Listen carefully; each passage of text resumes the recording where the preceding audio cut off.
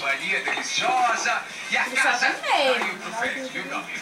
É amor à vida, o seu pai César não quis nem saber e botou o filho corrupto pra fora do hospital. Também quem mandou salgar a Santa Ceia, uma hora o castigo chega. Vamos então, senhoras e senhores, a mais um capítulo do seu novelão aqui no seu video show, com direito a desfecho dramático e o sequestro da Paulinha.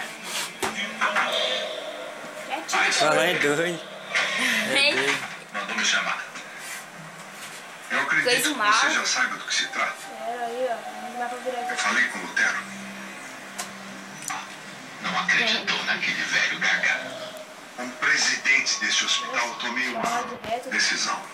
Arrume as suas coisas e vá para casa. Você está suspenso do seu cargo aqui no hospital. Pegue as suas coisas e saia daqui hoje mesmo. Depois você tem uma melhor vida. Só quanto da polícia não, mano. Não, tu não colocou aqui? Por favor, não me bota pra fora. Pare de chorar na minha Não, frente. não chama ninguém não. Pegue as suas coisas. Aqui dali é do Caia 3, fora.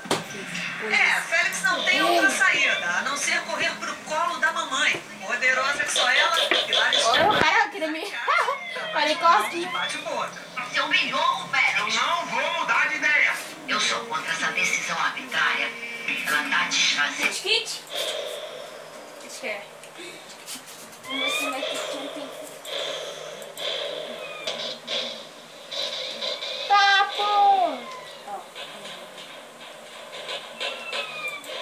Que medo. Tá, morri. Tava gravando, né?